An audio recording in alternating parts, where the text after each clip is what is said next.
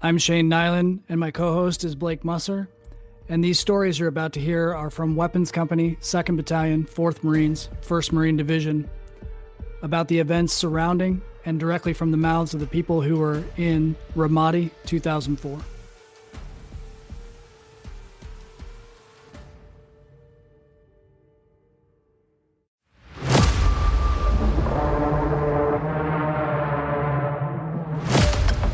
This is part 3 of our conversation with Dave Silton from Mobile Assault Platoon 3. Well, kind of moving forward,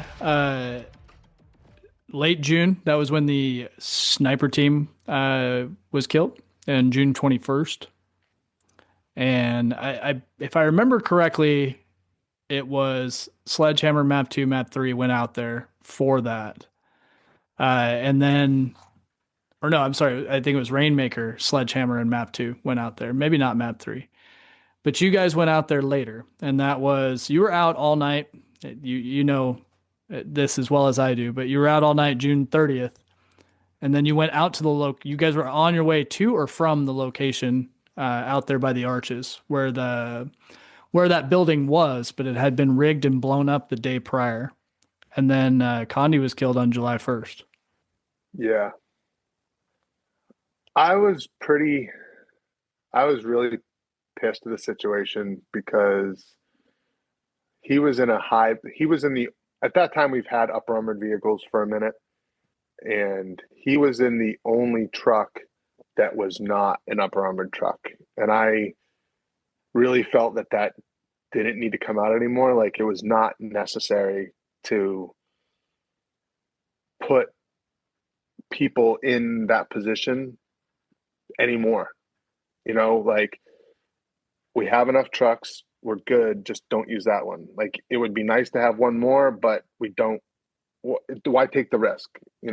Because I mean, all the trucks had windows that had saved fucking shots coming through. I want to say, I know a couple trucks got hit by RPGs and stayed together. Yeah, more or less. So yeah. yeah, and none of the trucks that weren't upper armored could do that. So I just felt like it wasn't necessary anymore. So when he got hit, I remember us stopping, and it was kind of a shit show because it wasn't just him hit. I want to say, Knackers was wounded also, had a pretty large piece of shrapnel in the thigh. It was Knackers, and it was very discombobulated. And the fact that we went so long without any severe casualties is crazy. And the other fuck. So sorry to backtrack for a second. No, please do. Conde was, when he was shot, and again, like, it wasn't a through and through small wound. It was the bullet came in and knocked a fucking size of a cell phone patch of flesh off his back shoulder. Yep. And after 3 days, I remember him crying in anger because he was like, I can't lift up my arm anymore. Yep. And I'm like, hey buddy, we're good, man. Like, you need to get healthy. At first I remember people talking to him to tell him to, like, go home and, like, you did your job. And he was like, fuck that, I'm not leaving.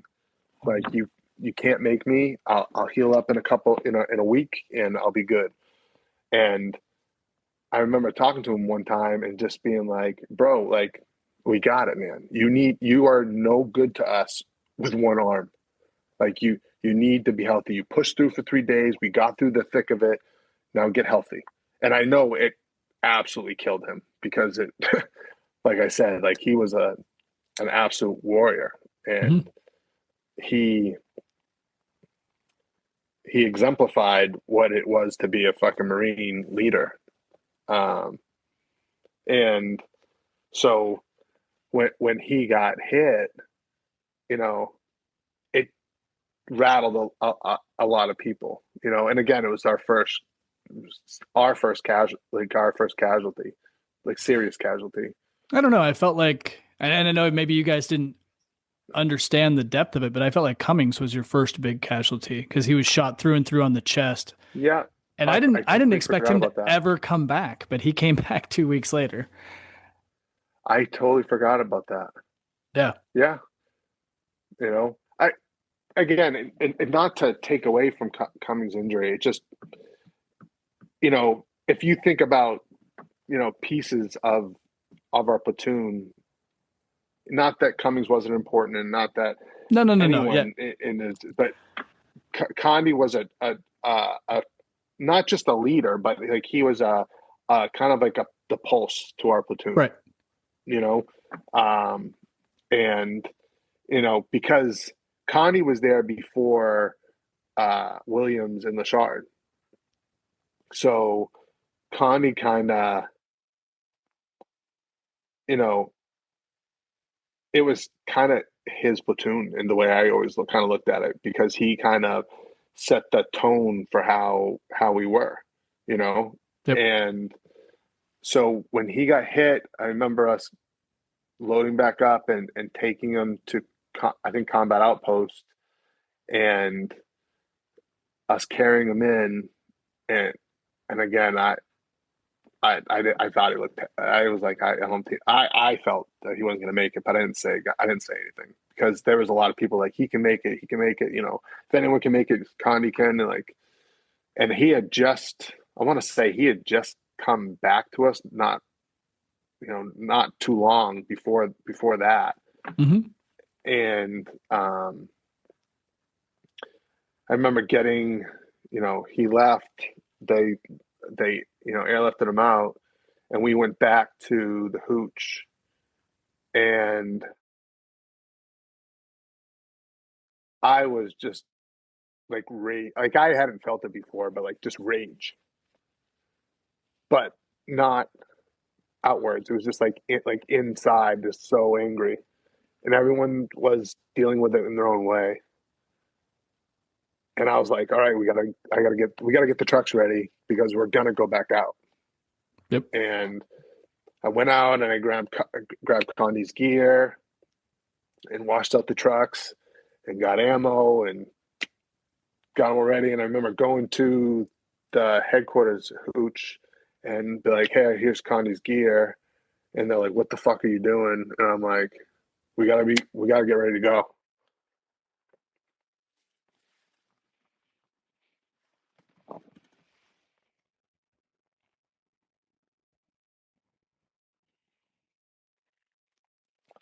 So,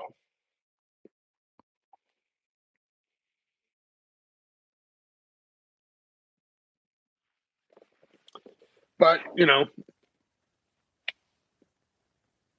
to get ready to go. So, because again, we were constantly getting,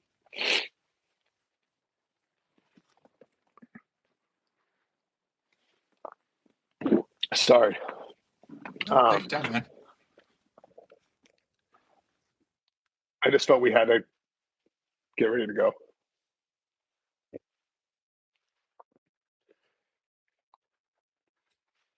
because I think that's what Conde would have wanted. That's true. Of all the things, you're spot on there. He wouldn't have wanted you to spend a minute. Yeah. I, I, So, which is funny because I can't speak for everybody, but I mean, even 22 years later, still think about that dude every day. So yeah, it's a lot. I mean, I feel blessed. I think everyone probably feels the same way, but because he was like a very insightful person, you know. Um, there's not a whole lot of people out there that you'd want to emulate or really seek guidance from, Sure. because you're like, oh, you don't know what the fuck. I mean, honestly, I mean, look at most of the guys we served with. Like, you're you're not taking a lot of life advice from a lot of these individuals. I mean, I love them all to death, and I would do anything for them. But life advice is not something I would seek for most of them. But Conde was not one of those. You know, he was very insightful and wise, way beyond his years. You know, yeah. And But he could go from, this is a memory specifically of me and you and Conde sitting in the back of the fucking hooch smoking.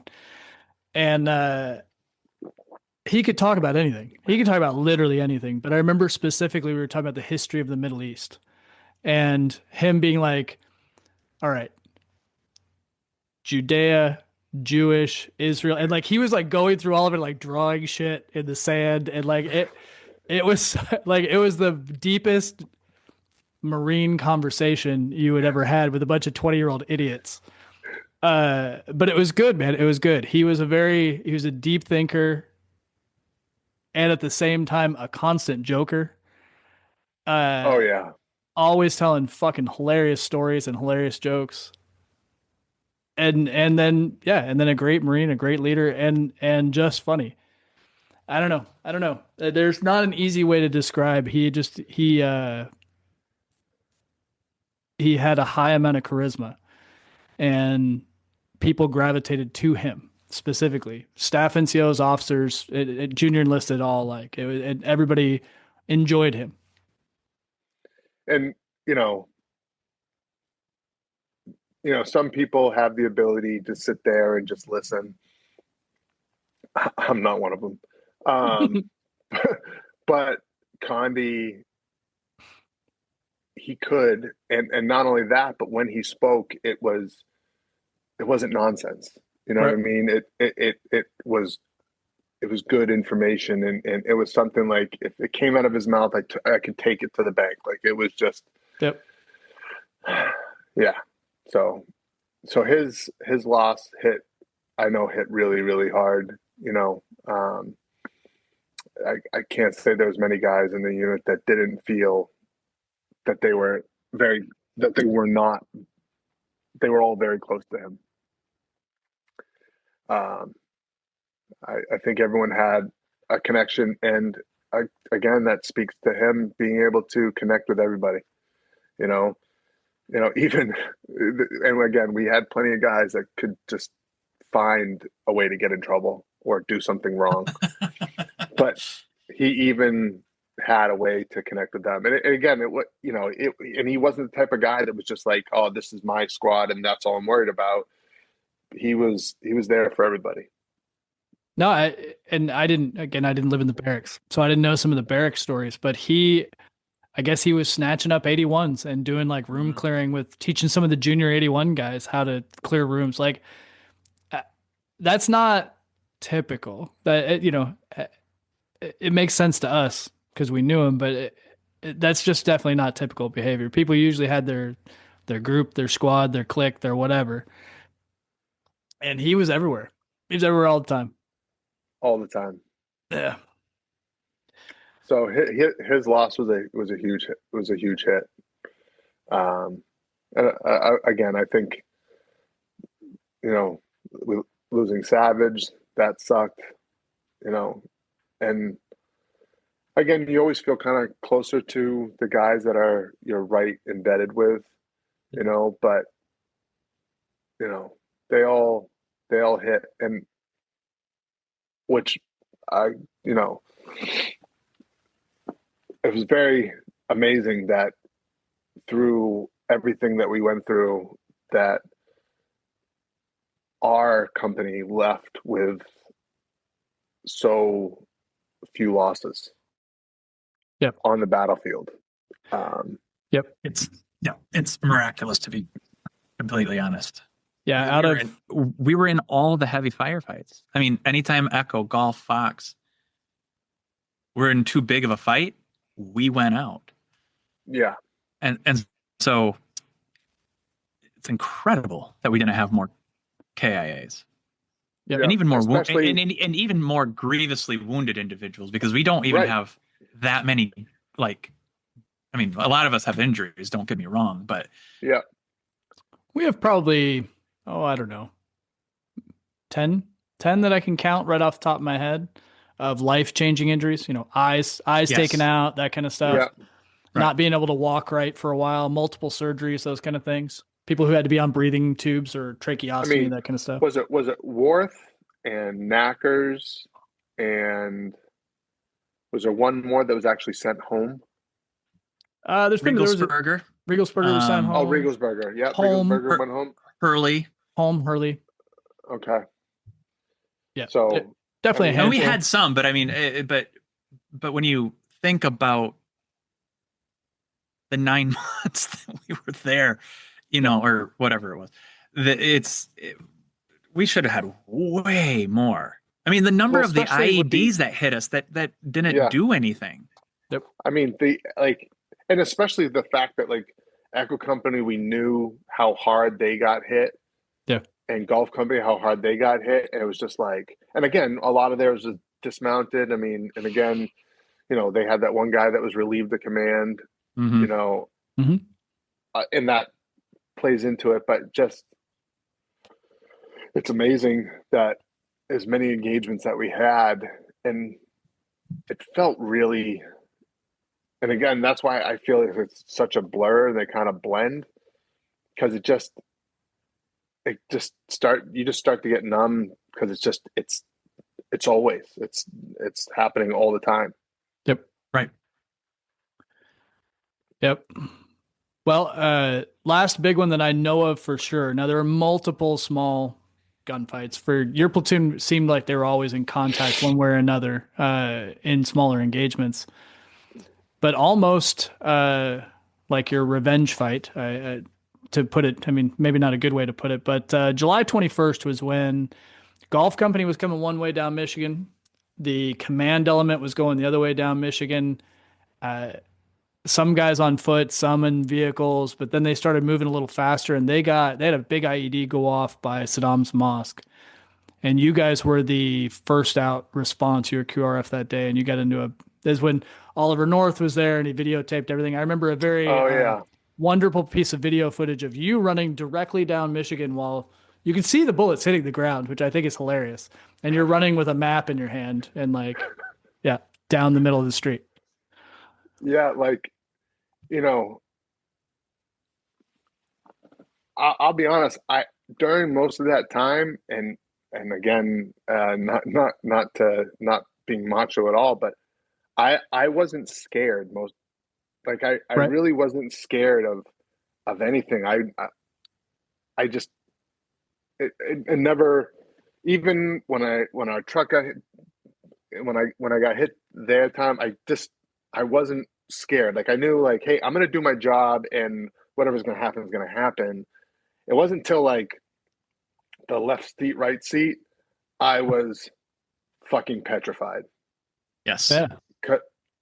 Because my daughter was born. I knew my wife had her, and when we were doing that thing, I was fucking petrified. That was the only time I can know like I was scared to death. The rest of the time I just wasn't scared. Like, Yeah. and I don't know if that's just stupidity. It's probably some of that, you know. No, because I identify with exactly what you're talking about. Same. There was what resigned,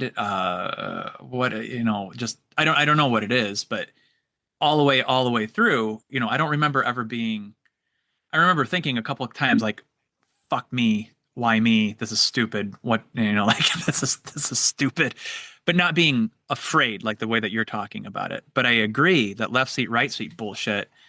I was more scared during those times than that entire any like all of it combined together. Like going out with those bastards was terrifying.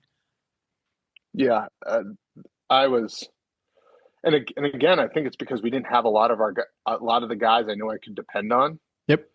And the way that some of these guys they weren't doing anything that we told them, and it was just like, oh my God, like this is where I'm about to go home and now I'm gonna die. Like this is bullshit. You know, like and I still to this day, Gordon was the machine gunner on one of those missions, and it was at night, and we got into a firefight with doing that left seat, right seat at night, and someone popped like one of the insurgents popped A flare? a flare or a loom Yeah. or something, Yeah. and I was yelling at fucking Gordon. I'm like, Gordon, fucking shoot that fucking thing. And Gordon took out his 9mm and first round out of his fucking 9mm shot that thing out of the fucking sky. And I was like, that was fucking awesome. Like that was another one of those just like really cool fucking things that happened. But back to what you're saying, July 21st. Was that when the CO was out there? And, yeah, the battalion CO and all that. Yeah. Yeah. And they were, and it was like wow, like and they were fighting right beside us, and that was I think it was fucking Kelly. He started just fucking shooting the fucking mosque, and I was like, bro, that's so not fucking right. Because again, I constantly was like, oh, they're, that's their culture. It is what it is, and it's like, I don't know. Looking back, I'm just like, oh, fuck it. You know what I mean? Yeah. And did they make entry into that mosque? So they did on that day, but not all the way into the main chamber. Again, I can't speak for Kelly, but there was a target in there because you guys did catch contact from one of the minarets, and so that's not completely unfounded. But they did go into that minaret and clear. Somebody actually went up the stairs and brought a guy down with an AK. So, yeah, and I don't. So there was. I don't. It was. I think it was around that time we were doing an escort leaving combat outpost, and it was a really big caravan of trucks. It wasn't just our trucks, it was also 7 tons, and yep, it was a whole bunch leaving combat outpost. And I remember I was the last vehicle, and I didn't have Rapazo with us. It was, I'm pretty sure it was Vigil, and I kept asking, like, hey, this is the route. This is the route. Yep. This is where we're going. We're all going to the same place. Yep. Okay, good. And we start driving, and all of a sudden, all the fucking 7 tons go right down that, like, off to the right. And the next Humvee, I can't see. And I'm like, oh, shit. Like, we're supposed to be going this way, and those trucks just went that way. And I'm like, do we go left? Because if we go left, that's where they had the big rotary. Yeah, the roundabout, yeah. And I'm like, our base is that way. Like, we're going, we have to go left to go back, because we're supposed to be going back to base or Junction City. Like, that's the way to go, not that way. Like, I don't know where the fuck that is. And it was just all the 7 tons. So I didn't see anyone. And I'm like, which way do we go? And they're like, which way do you know? I go, I know this way. So we start flying down, and this isn't an upper arm Humvee. I'm going as fast as this fucking thing can go. Nice. Which wasn't terribly fast. Yeah. And all of a sudden, a bunch of those fucking orange and white taxi cabs blocked the road at the roundabout. And I'm like, I'm not stopping. And they're all scream, like, I think it was Gordon and Vigil were like, don't you fucking dare stop. And I hit those fucking cars so fucking hard. We flipped one of the fucking cars. Nice. And fucking bodies went everywhere out of that fucking car. And we just kept fucking flying. And Gordon's like, I think you killed some people. And I was like, they shouldn't have gotten in the way, man. Like, we weren't going to stop, because I'm thinking, like, if we stop, we're going to get captured. Yeah. Because there's way too many people out there. Yeah. And I remember getting back, and one of the um, one of the mechanics was so fucking pissed because I fucked up the push bar. Oh yeah. And I was like, dude, we almost fucking died. And me and Gordon and Vigil and everyone's like, you guys are so full of shit. I'm like, no, I swear to God, we almost fucking died. I was so fucking freaked out because I was like, we could have got captured. Like, in my head, all the baddest shit that could happen. But yeah, then like it wasn't, then with the left seat, right back to that. I'm sorry. Yeah, no, that's good. That was the most terrifying shit I've ever experienced. And on top of that, I was pissed. I think was Drake with us? I mean, Drake was with our unit. I don't know if he was in the left seat, right seats, but he would have been. He was the platoon sergeant for Map 1. I don't know if it was him or it was Rapazzo. I was so pissed because I was like, I think I was the only guy that was wife was pregnant, was having a baby, and they were getting ready to pick people to go home early. Oh yeah. And I was like, bro, my wife is having a baby like now. Send me the fuck home. Like, we're done. And they wouldn't send me. I was so fucking angry. I was so pissed. Because I was like, my wife's going to have my fucking daughter by herself. Yep. I mean, her dad was there and everything was fine, but I was sure. I was pissed. Yeah. And again, it was around that time we were doing the fucking left seat, right seat stuff. And oh man, I was so fucking terrified. Well, and I was, the left seat, right seats was unique in another way too, right? We had been seeing, like, April was this one kind of enemy, right? Some of the guys had military training, but mostly it was just regular dudes jumping in the middle of the road, shooting an AK at you, and like you were like, okay, whatever.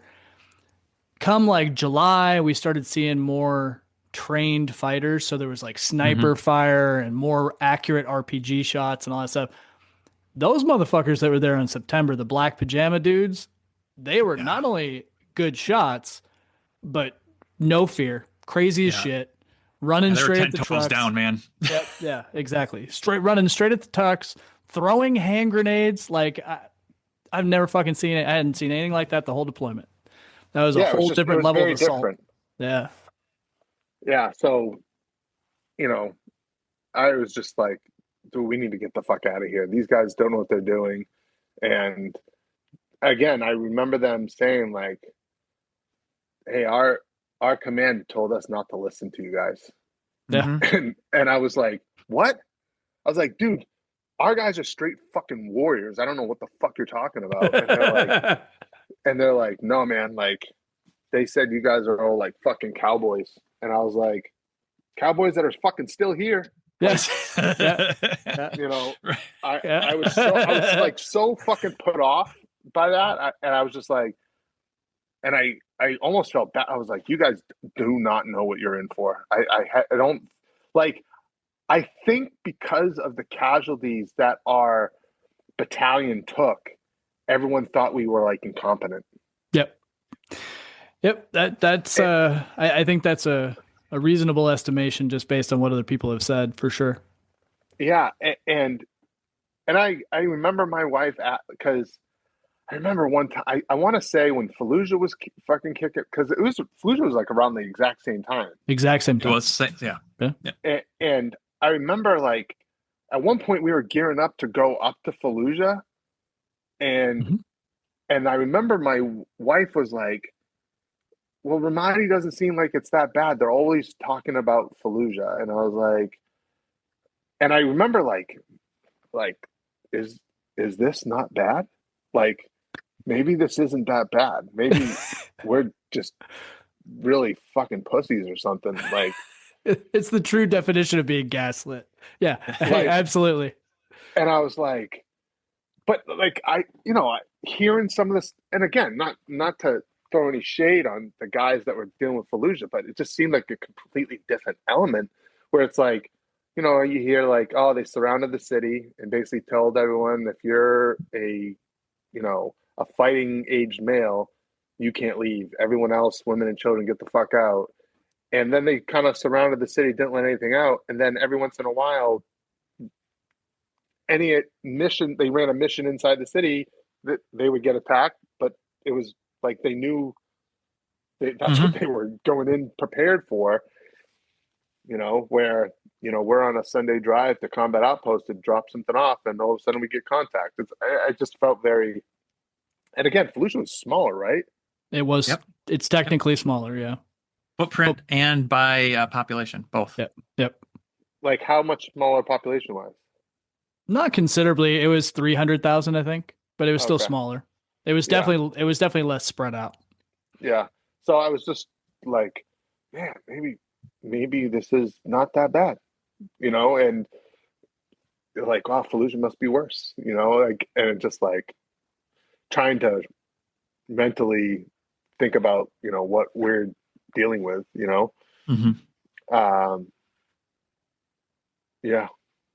But yeah, I couldn't wait to, at the end, I was like, get me the fuck out of here.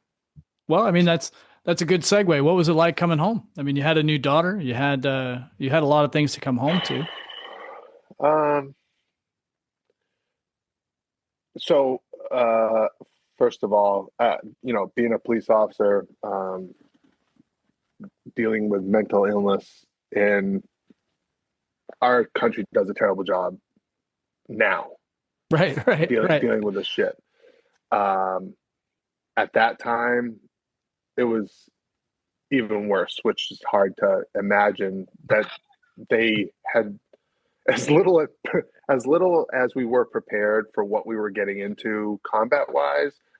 We were less prepared to deal with the mental aspect of it. Because again, it can't be healthy, the fact that you feel numb to mortars coming in and gunfire and blood and people being blown up and shot, and you're just kind of like, all right, let's go at it again. And just kind of, that can't be healthy, but it's what's necessary. And then to try to, get back and deal with that. Cause I remember at some point, like talking to like a chaplain and him talking, and I'm just like, you have no fucking clue what the fuck you're talking about. And I remember when we marched back, we dropped off the weapons. Of course, we got to drop those off at the armory first, and then we're marching in. I remember marching by my wife, and she can't see, like she didn't recognize me. For one, I don't know about you guys, but when I was over there, all I did was work out, because it was either watch movies,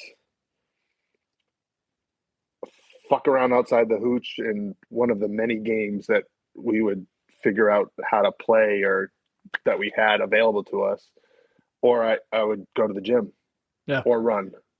And so I actually lost. I mean, I think a lot of people lost weight because of how fucking I didn't want to eat the food.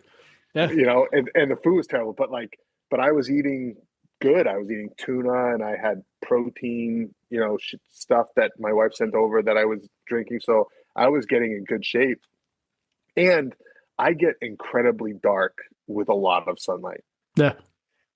Like, let me put it this way.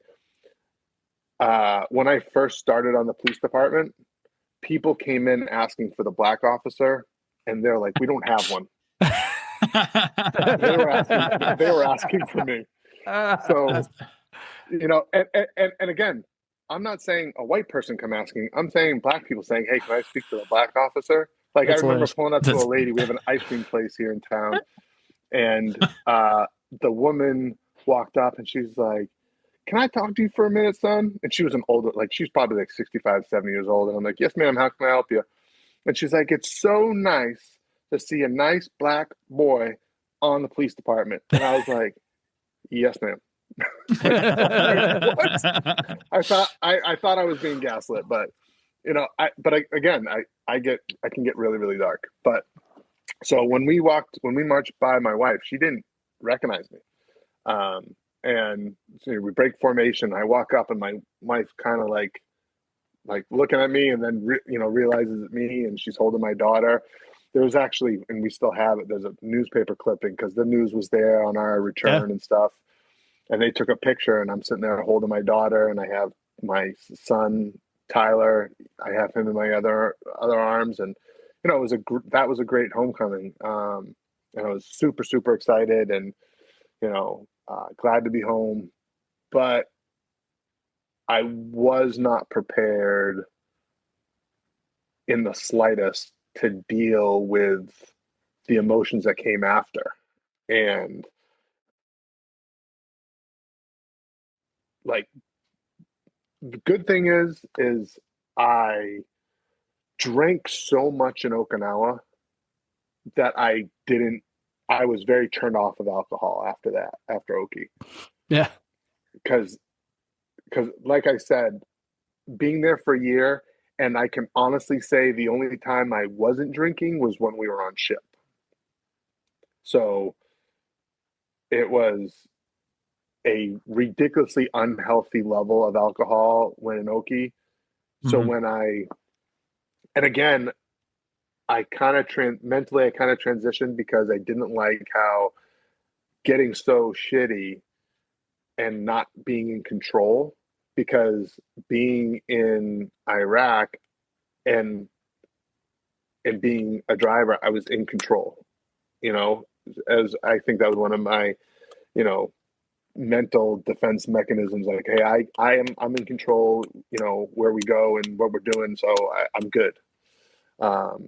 So when we got back, I was kind of rudderless because we kind of went on leave like right after we got back, right? It was pretty instantaneous. Very maybe quick. 6 days, 7 days, something like that. It was very, very quick. So, and that was like, it was like just, they gave us 30 days, I think. It was just, here, take a month. That's correct. Yeah, it was trash can leave. They didn't charge you for it.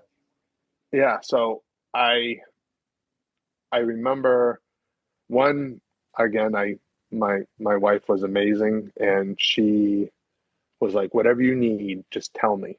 And I remember a couple times breaking down, like, I don't know what I need.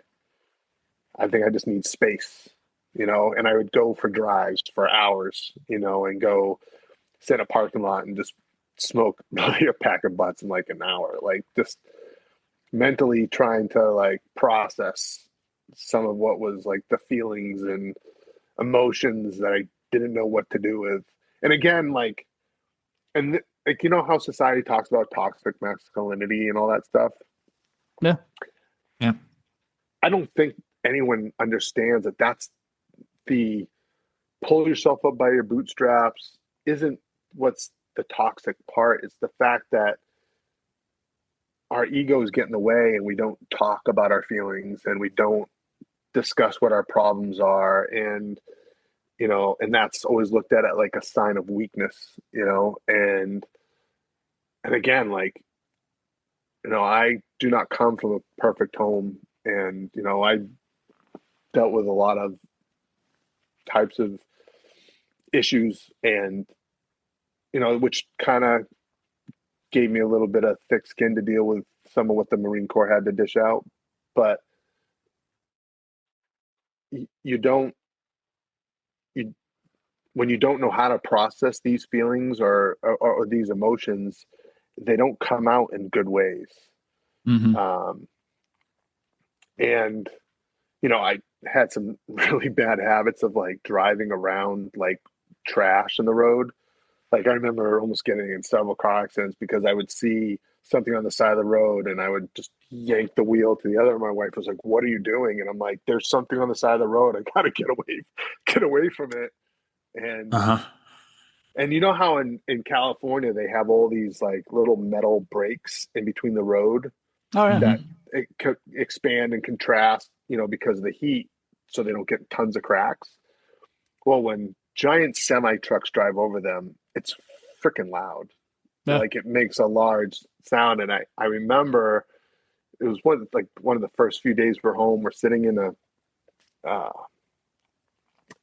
a fast food drive-through, and the drive-through's like right by one of those roads, and the truck goes over it, and the sound was so loud. I literally like dove in the back seat to where my kids were to protect them. And my wife was like, "What the fuck was that?" And I was like, I don't know. So I took a lot of drives and time by myself, and my wife was,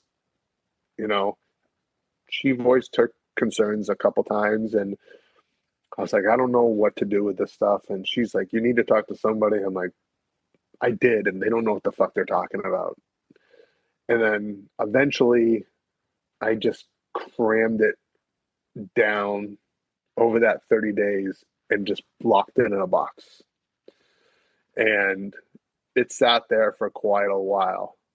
And every once in a while, you have the occasional, I think when we first moved back to New England, remember the movie Hurt Locker? No, not Hurt Locker. No, not Hurt Locker. What was that one with Jamie Foxx where he was I think he was in like the FBI, and they Yes. went. I don't remember the name of it, but they went in the Middle East and were investigating like car bombs and crimes and stuff. Yeah. And I remember sitting there watching that movie, and my wife like looked over at me, and I'm fucking bawling. And she's like, "What's wrong?" I'm like, "I don't know. This is bringing back a lot of emotions." And I remember like loving that movie for that, because it like, I don't know, I felt very disconnected from a lot of guys, because I think I wasn't really a social media person, and I think Facebook was really the only one that was really out there at that time. I think that was MySpace. like, yeah, I didn't even do MySpace. I didn't even attempt to do that, because way too many guys were getting in trouble with that shit. I was like, I don't have anything to do with it. So, but even after I re-enlisted and I ended up going to Quantico, I worked there as a coach and a PMI, and ran the ranges down there for a while until I got medically separated when I fucked up my knee. And during that time, you're involved with people, and I was never really the dick measuring type, because some guys would tell their stories and I'd be like, yeah, I was in Ramadi. Yeah, we got in some gunfights, and kind of like left it at that. I really didn't. Again, I didn't want to unearth that box that I had shut. I didn't. And again, so got out, and again had moments of where their feelings came up, but nothing bad. And I never turned to drugs or really alcohol. I definitely had some moments, but was able to get through them without any repercussions or anything like that. Then, being a police officer for close to 20 years, I've definitely experienced some things as a police officer. And again, some of that stuff you just kind of shove in a box, I think what they call it compartmentalizing. Yeah, that's the official term. So I've always said I'm good at compartmentalizing. I just kind of I put things in a box and I don't deal with it. Yeah. But then when we had our 20-year reunion, that really it ripped the fucking box, ripped it to pieces. And that unearthed a lot, because a lot of people are telling their stories, and again, it's one of the reasons, like, I think there was a 10-year reunion, and I was like, I don't think I can go to that. And then they did, I think, a sergeant's course at Quantico. I think they did something for Sergeant Conde or something like that. They named one of the buildings after him and put a memorial up. Yeah. So a bunch of guys went to that, and I honestly, I couldn't deal with it. I couldn't do it. So I just didn't go. And then, my wife said she didn't let me go, but, I think she was trying to save me mentally for not wanting to to deal with it. And then, but the 20, I was like, I have to go do this. And I was like, oh, it's been 20 years. It can't be that bad. And again, it was phenomenal to be there, Yeah. but it definitely, it woke up some demons, you know? And again, it was great because, you know, got to talk to Mr. and Mrs. Conde and talk to them about their son and give them some closure because, again, I can't even imagine being them because how quickly that whole process happened for them, not just losing their son, but getting to speak with anybody. Only a couple people talked to them. Yeah. When they first got back, but not a lot. And again, they had the memorial where a couple people talked to them, but again, it wasn't everything. So I know I spent some time with them. I know Latham did. I think we all did, and kind of was able to fully let them know who their son was. And again, they knew who their son was, but aside of them that they didn't get to experience, and I think we shared that pretty completely, or as much as we could, and gave them some good closure to it, which was great. That's awesome. Because, you know, I can't imagine losing a child, first of all, and second of all, losing a child to war and then not knowing what happened. Mm-hmm. But over this last year now, right? It was last year that we did the reunion. 2 years. 2 years. 24. Okay, so 2 years of me not dealing with it. You know, started having a lot of nightmares and issues and stuff like that, and finally went to go talk to somebody. Actually, just I think next week is my second appointment. So, Oh, good for you. Gonna deal with that. You know, my youngest knows what's going on. I just told him, and my wife knows what's going on. She knows, but you know, I don't know. It's still something you just don't. I don't know what's going to come of it. I hope it helps. I don't know how much It does. I've been going to people off and on for a while, and it's like it's kind of like working out. You know, it's where you can only do so much, and you got to make sure that you got to make sure you're doing what you're, be smart about it and stuff like that. But as you do it, it gets easier and easier to start handling some of the, you'll handle some of the easier softball stuff first, and then you'll progressively start tackling some of the other stuff. But it's a process. So, it's awesome that you're doing that. The analogy that I always give, well, because I work in the medical field, the analogy I always give people is it's a lot like dating also. You're saying it's like working out. I'm saying it's like dating. Maybe it's like both. But in that you're not going to get the perfect fit on your first date all the time. You may need to find somebody else, right? Like, that this may be the toxic chick. You may need to find a better chick. And it is about a match. And once you make that connection with the right person, it really does make a big difference for something, right? For some things. Well, and I'll actually add to that in that it's the person that you date first is probably the right person for you at that moment. But as you progress and you learn about yourself, that person doesn't make sense anymore. And so then you move on you kind of break up and then you start dating somebody else because that's who you need in that moment. Sure. And so anyways, it's super, super happy that you're doing it, man. It's a big step. It's daunting. It sucks because you kind of have to sometimes be like, oh wait, I'm the problem. But well, I mean, for my entire marriage, my wife, again, not in a too much of a push, but is always like, you should probably talk to someone. And I'm always like, there's no one that can understand what I've dealt with. I mean, again, like, and again, the guy that I started talking with, he's like, he's like, it's not just that moment that has influenced you, it's your life that's influenced you and stuff. So I'm like, whew, I don't know if we want to unpack all of that,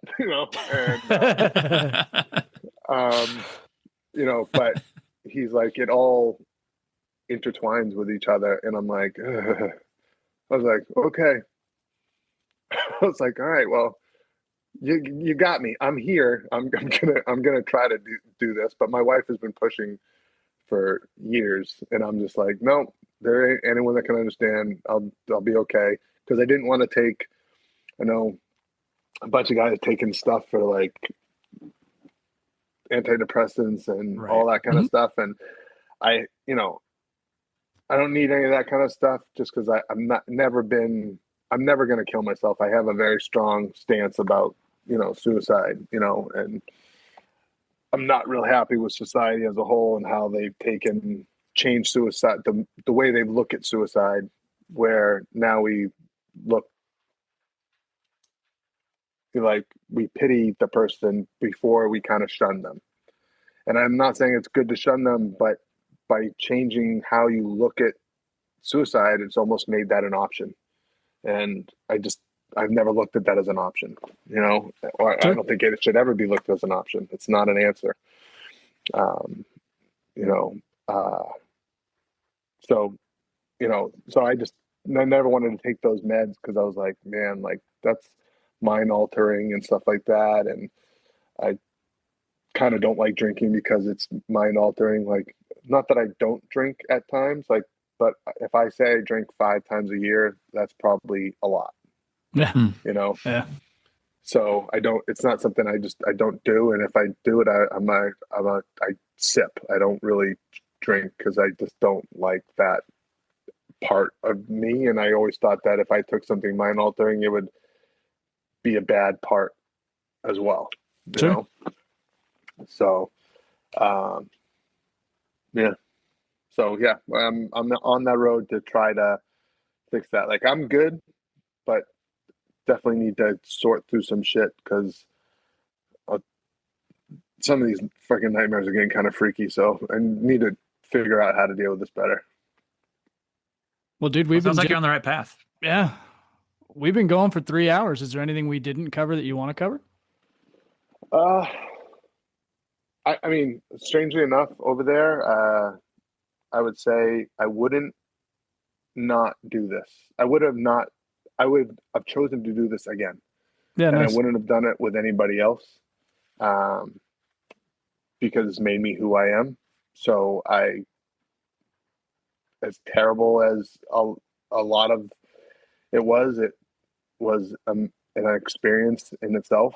And I also had some really great times over there as well, which is oddly enough, because we had a lot of fun, with battle royale fights for fun, in outside the hooch, to some of the playing volleyball and breaking jaws to playing volleyball because you're playing a little too rough. To